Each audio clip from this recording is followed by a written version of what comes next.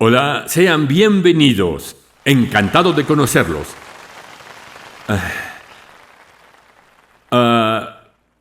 ¿Preferirían ser un caballero o un peón de ajedrez? ¿A quién le gustaría ser peón? ¿Ustedes preferirían ser pobres o ricos?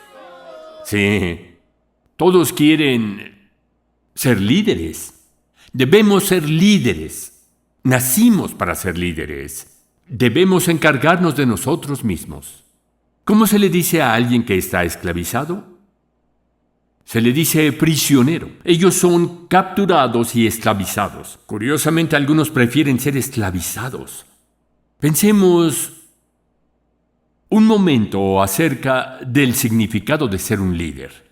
Los mejores cursos de maestría son en su mayoría ofrecidos por escuelas estadounidenses. Esas escuelas consideran como la cualidad más importante el liderazgo. Liderazgo. ¿Cómo vas a guiar a tus subordinados o asociados en el trabajo y cómo te vas a manejar a ti mismo? Por eso los mejores líderes del mundo son producidos por escuelas de maestría en Estados Unidos. Sí. Escuchen, les contaré de un profesor de la Escuela de Negocios de la Universidad de Michigan, cuyo nombre es Robert Quinn. Él exploró el proceso de liderazgo impulsado internamente, por el cual se volvió famoso. El camino al liderazgo es un proceso de aprendizaje, crecimiento personal y finalmente la autotransformación. Así que simplemente subir de maestría no te define como un líder. No es liderazgo.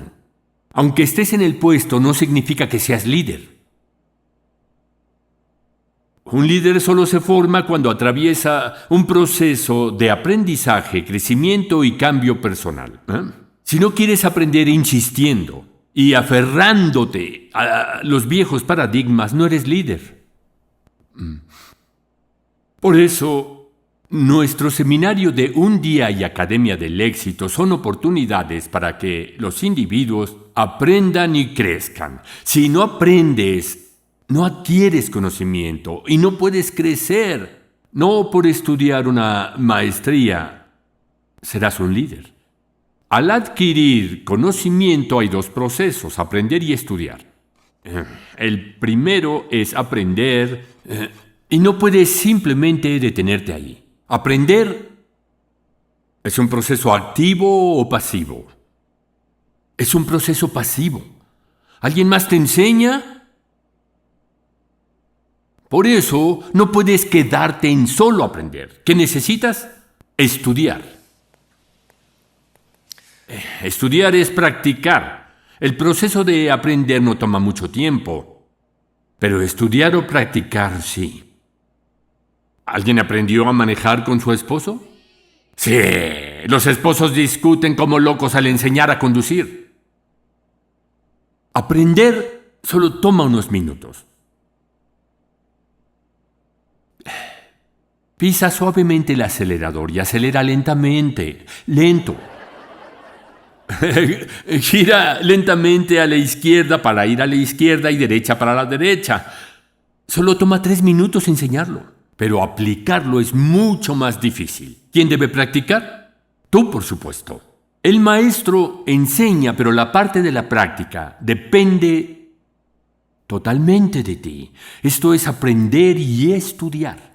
En las Analectas de Confucio dice, el aprendizaje oportuno hace feliz a la gente. A partir de esa frase se formó el término aprender y estudiar.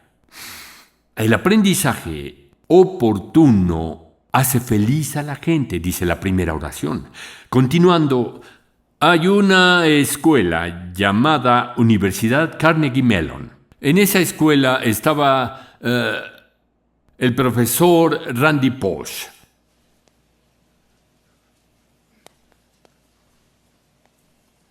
Que enseñaba informática. Luego sufrió un cáncer pancreático. Su diagnóstico terminal le daba 6 meses.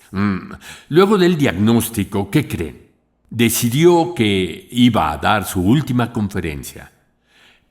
El título de la conferencia fue...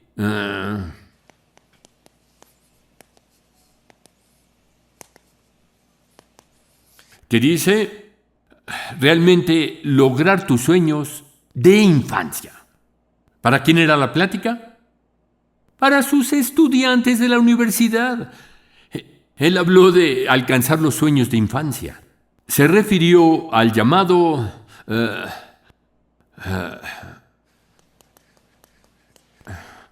primer pingüino. Él dijo, sé el primer pingüino. Se creó un término académico a partir de su conferencia Efecto Pingüino. El efecto pingüino surgió a partir de esto. Si ves un programa de animales en la televisión, puedes ver a los pingüinos apretados en grandes bloques de hielo.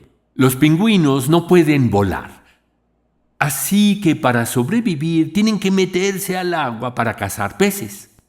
Todos esos pingüinos están apretados en la Antártica. ¿Por qué se encuentran así? Deben nadar en el agua para cazar a los peces. Alguien los está esperando en el agua. Ballenas, tiburones, leones marinos, saben que los pingüinos llegarán nadando hacia ellos. Esperan a que los pingüinos se sumerjan. Los pingüinos deben sumergirse en el agua para conseguir el sustento. Pero el agua es una trampa mortal, ¿no es cierto? Como han visto en los programas de animales, ¿qué pasa si uno se sumerge? Muchos otros pingüinos lo siguen. Una multitud de pingüinos se sumerge para confundir a los depredadores. Por eso, le decimos a alguien valiente, capaz de ir primero en situaciones impredecibles y sin garantía, que están llenas de peligro y riesgo, o sea, el primer pingüino. Los nombramos primer pingüino. El primer pingüino. A partir de este fenómeno se derivó el término efecto pingüino. Entonces, ¿quién debe ser el primer pingüino? Sí, exacto. Deben ser los líderes. Solo ellos son capaces. ¿Y qué nos dijo Randy Pausch? Que debemos ser los primeros pingüinos. Solo estos pingüinos tendrán éxito y alcanzarán aquello que soñamos en nuestra infancia. Esta es la esencia de la conferencia de Randy Pausch. Han venido a comprometerse a que serán líderes. Han decidido hacer este negocio multinivel que no tiene la mejor reputación. Por eso los califico como primeros pingüinos. ¿Quién está esperando en el agua? Ballenas asesinas y tiburones. Digamos que no eres su presa y atrapas con éxito a algunos peces en tu vida, lo que significa 20,000 al mes. Ay, para los que vienen por primera vez, si recuerdan solo una cosa, recuerden esta: capital. Si no te sientes feliz con tu situación actual, ¿a quién culpar? Tú eres culpable, porque no tienes el capital adecuado. Claro, si tuvieras el capital suficiente, no serías infeliz. Por eso, en una economía capitalista no puedes hacer nada sin capital. Ustedes vinieron aquí a escuchar esta conferencia y a reunirse con sus socios y patrocinadores. Todo para aumentar su capital.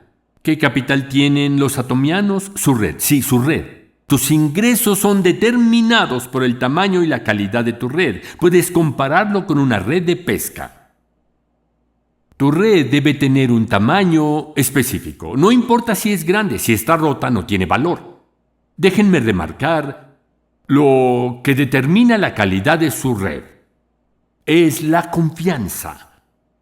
Joe Girard, una persona muy famosa, lo han invitado a la Casa Blanca en innumerables ocasiones.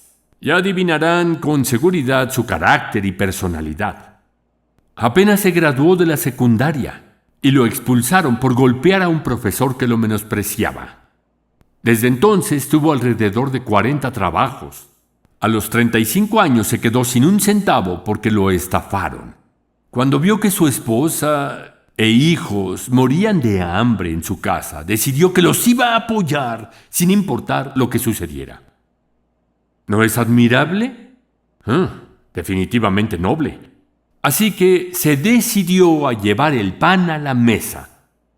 Sin embargo, estaba en aprietos porque no tenía dinero ni los recursos adecuados. Encontró lo que podía hacer.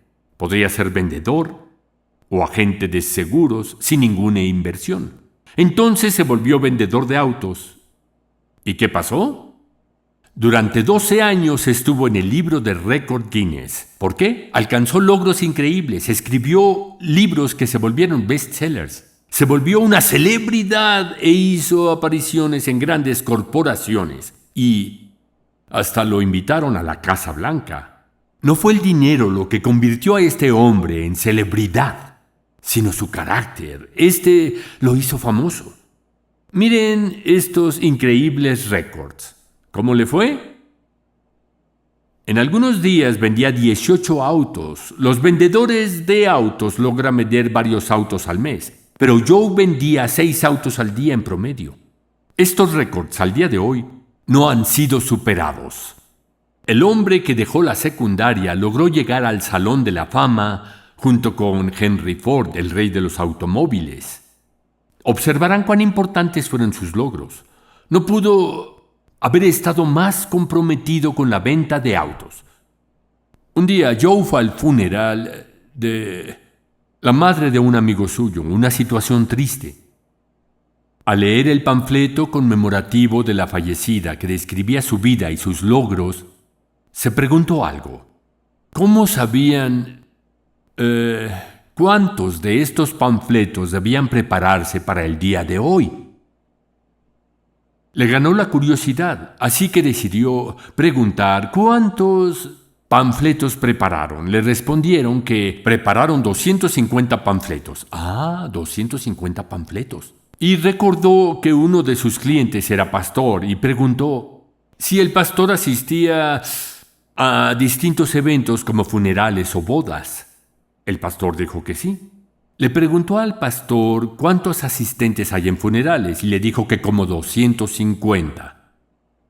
250. Luego fue a la boda de un amigo y vio cuando estaban repartiendo el pastel a todos los invitados. Se preguntó cómo saben a cuántos invitados darles pastel. Le preguntó al organizador de la boda cómo sabía que llegarían a 250.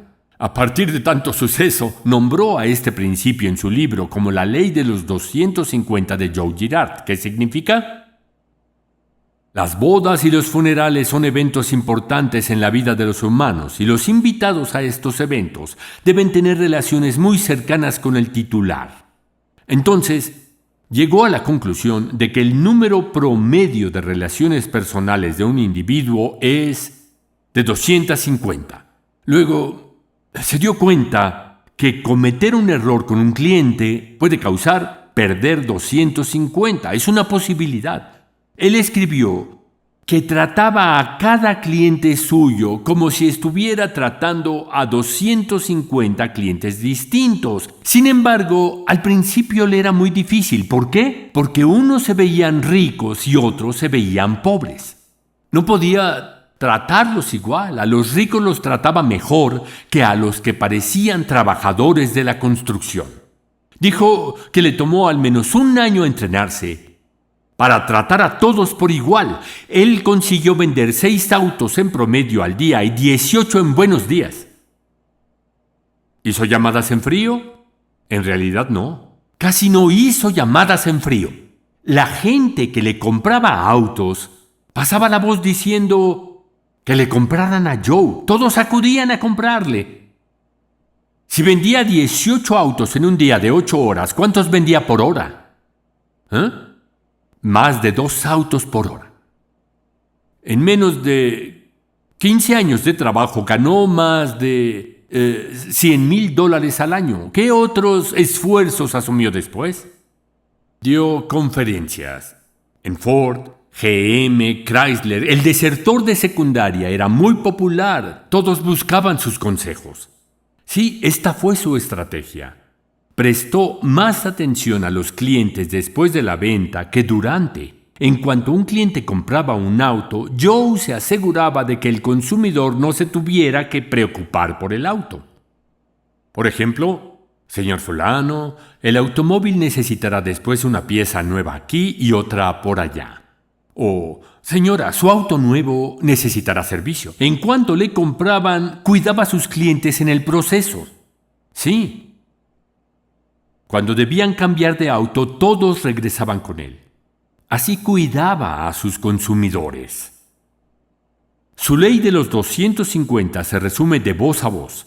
Atomy también es un negocio de voz a voz. No hacemos publicidad, porque esta técnica hace posible que ustedes se conozcan. ¿Cuáles son las causas del éxito y respeto de Joe Girard? Él tenía el ardiente deseo de querer hacerlo sin importar qué sucediera. Además, tenía la actitud de ganar. Nunca estafó a sus clientes, fue íntegro y tampoco les dio problemas. Tomó seriamente la ley de los 250 y trató a sus clientes con atención. Nunca trató a alguien como cliente de paso, siempre los escuchaba. Él se repetía, toda la comunicación empieza con escuchar. Logré superar mi tartamudeo escuchando a la gente. Esto escribió en su libro. Él escuchaba y era honesto. Estas son frases famosas de Girard. Las ventas no es vender cosas. Un vendedor no vende cosas. ¿Qué vende? Se vende a sí mismo. Si el vendedor no gana confianza, no importa qué tan bueno sea lo que vende. Los clientes no le comprarán. Al final vendes tu personalidad. Las ventas es vender tu personalidad. Luego viene una cualidad extremadamente importante, la cual no puedo dejar de enfatizar a los atomianos. Siempre les repito, en su época, los vendedores de autos eran tachados de estafadores, ya que a menudo engañaban a sus clientes. Sin embargo, nunca lo vieron como estafador. ¿Por qué? No hizo nada de esto y pensó de esta forma. Él pensaba que si vendía un auto, por cierto, él era vendedor de GM, pensaba que si vendía un auto, creaba una oportunidad de trabajo para GM. Si GM vendía un auto más, un trabajador era contratado por un proveedor de materia prima para GM. Por tanto, cada vez que vendo un auto, contribuyo a crear empleos y a la economía de los Estados Unidos. Así que soy un patriota. Esa era su actitud y su inmutable filosofía. Nunca dejó de pensar en la venta de autos, pero siguió contribuyendo a la economía de su país. Esta mentalidad le dio una enorme confianza. Trabajó con mucha confianza y orgullo. No extraña que estuviera 12 años en el Guinness. Sus récords no se han superado. Él tiene otro consejo. Trabajar ciegamente te hará caer físicamente. Dijo, trabaja duro usando el cerebro. Adminístrate sabiamente. Mantente hambriento. Mantente tonto. ¿Steve Jobs se graduó de la universidad? No, señor.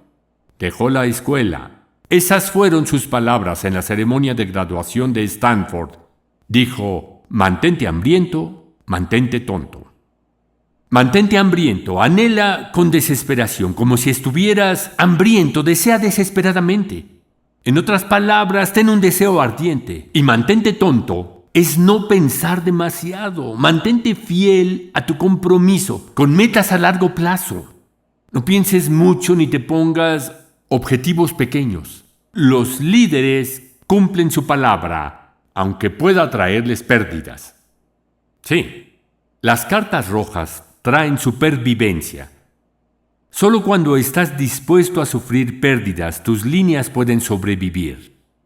Si los líderes solo se preocupan por ganar, van a fracasar. Si no aceptan sus pérdidas, fallan. Esas personas no pueden ser líderes. Ser un líder no es un juego de niños. Ser líder Es un proceso continuo de aprendizaje, crecimiento y autotransformación. No puede ser líder muy rápido. Siguiente, la inutilidad. Todo se trata sobre la utilidad o la inutilidad. Suena paradójico, la utilidad de la inutilidad. Algo que parece inútil es de hecho útil. Esto viene en el libro de la Ética por Lao Tzu. Miren esta rueda. ¿El centro de la rueda está lleno o vacío? Vacío. Una rueda consiste en radios como estos y solo es útil cuando el centro está vacío. Es útil solo cuando el centro está vacío. Por lo tanto, esta rueda es útil gracias a su vacío inútil. Otro ejemplo. Cuando haces un tazón se extrae el medio. El medio es hueco. Gracias a que es hueco, es útil como tazón. Si estuviera lleno, no sería útil.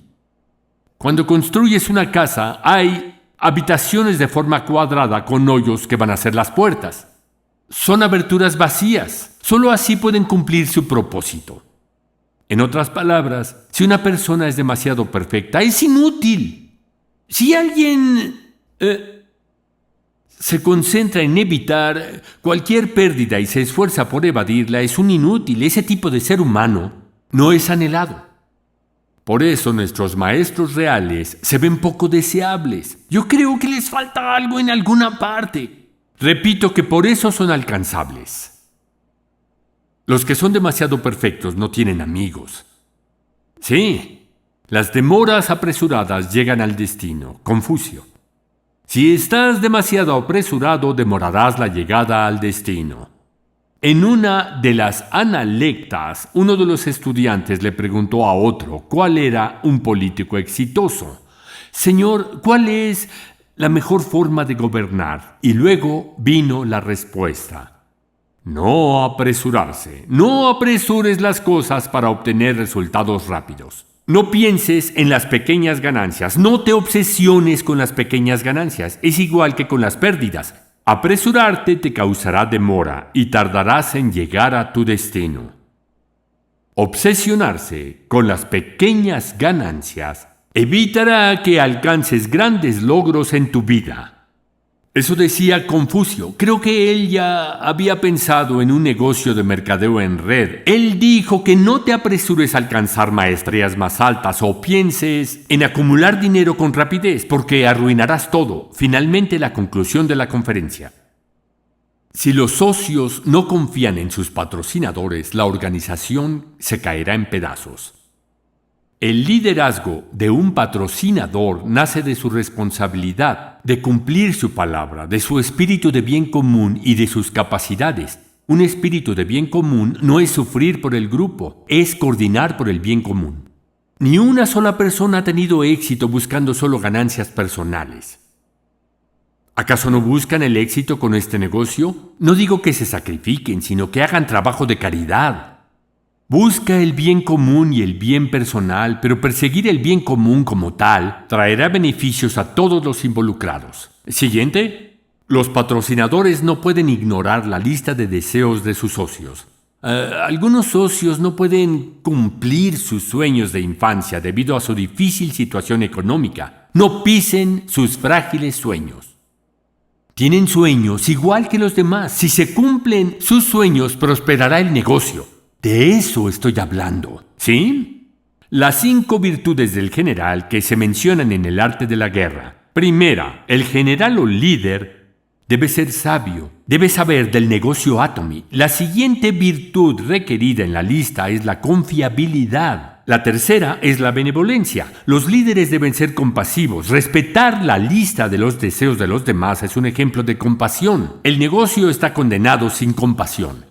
El líder debe ser valiente. Siempre, así como el primer pingüino, los líderes deben lanzarse primero al agua. Por último, el líder debe ser disciplinado.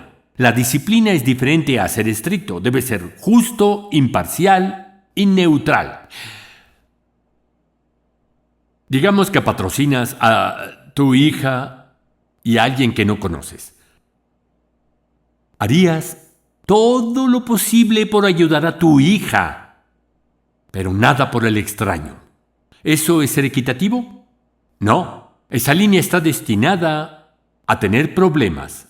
¿Por qué? Esa persona nueva no es tonta, no es ignorante. Sabiduría, integridad, benevolencia, coraje y disciplina son las cualidades de un líder. Si van a recordar una cosa, recuerden estas cualidades. Les deseo mucho éxito en 3 a 5 años. Muchas gracias.